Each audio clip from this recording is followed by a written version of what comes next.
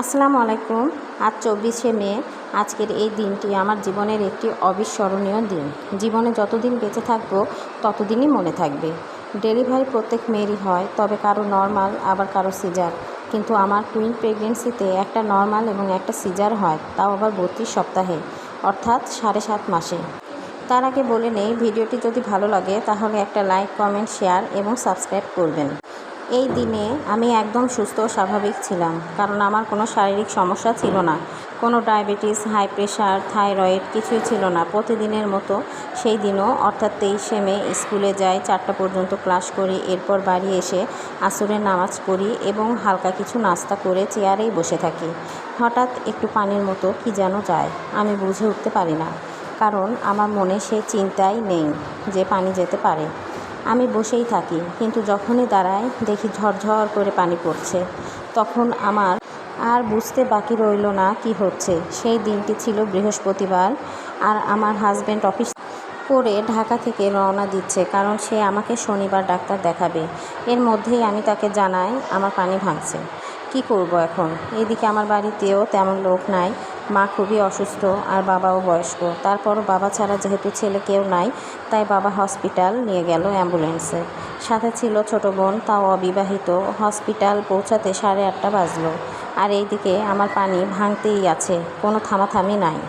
এরপর আমাকে হসপিটালের ইমার্জেন্সিতে নিল। সব রকম ফর্মালিটি করা হলো, আমার ডায়াবেটিস, প্রেশার সব চেক আপ করা হলো। ডেলিভারি রোগীদের ওয়ার্ডে নেওয়া হলো এরপর, এবং হসপিটালের ইউনিফর্ম পরানো হলো। এরপর ডাক্তার আসলো আর আমাকে ইঞ্জেকশন, ওষুধ সব কিছু দিল।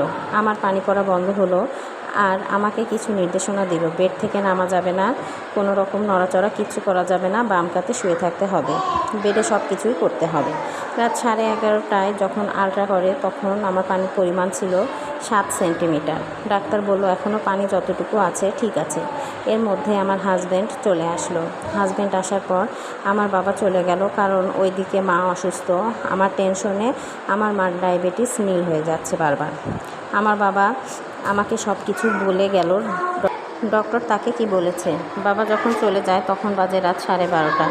এরপর শুরু হলো টয়লেটের চাপ। হসপিটালের আয়া এসে বেড প্যান দিয়ে যায় এবং বলে এর ভিতর টয়লেট করতে। শুয়ে থেকে কি আর টয়লেট হয়? আমি খুব কষ্টে উঠলাম এবং আমার বেডের পাশে চেয়ার ছিল, চেয়ারের ওপর বেড প্যান দিয়ে বসলাম, কিন্তু টয়লেট হচ্ছে না কোনোভাবেই। প্রচণ্ড ঘেমে যাচ্ছি, যেহেতু হসপিটাল এসি করা রুম, তাও ঘামছি আমি। আমার চেঁচামেচি শুনে পাশের ওয়ার্ডের বয়স্ক মহিলারা বলছে নর্মালের ব্যথা উঠেছে। আমার বোন বলছে ওর তো সিজার হয়েছে, নর্মাল হবে কিভাবে। এদিকে ডক্টর ওটি করছে, আর আমার টয়লেট হলো না। টয়লেট হওয়ার জন্য ডুশ পর্যন্ত দিয়েছি, তাও হয়নি। এখন বেডে বাম কাতে আবার শুই। এরপর ব্যথা আরও তীব্র হয়, তখন ডক্টর আসে। আমার অবস্থা দেখে ওটিতে নেওয়ার কথা বলে। যখন সব কিছু পার করে ওটিতে ঢুকবো, ঠিক সেই মুহূর্তেই, বলতে গেলে তার 20 সেকেন্ড আগেই নর্মালে একটা বেবি হয়ে যায়। হওয়ার সাথে সাথেই কান্না করে। এরপর ওটিতে নিয়ে বাবুকে ক্লিন করে আমাকে দেখায়। সেই বাবুটি এখন চশমা পরা, ওজন ছিল 1.5 কেজি তখন। এরপর আর ব্যথা ওঠে না কোনোভাবেই। 40 মিনিট ওয়েট করার পর সিজার করা হয়, আর সেই বাবুটি চশমা ছাড়া, ওর ওজন ছিল 1 কেজি 900 গ্রাম।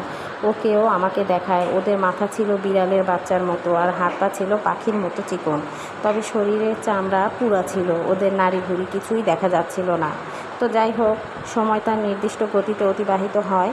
ওদের জন্মের পর কত কষ্ট করেছি তা বলার বাহিরে, বলতে গেলে শেষ হবে না। আজ তাদের 1 বছর পূর্ণ হলো। সবাই ওদের জন্য দোয়া করবেন, আল্লাহ যেন ওদের নেক হায়াত দান করে, সুস্থতা দান করে এবং মানুষের কল্যাণে যেন কাজ করতে পারে।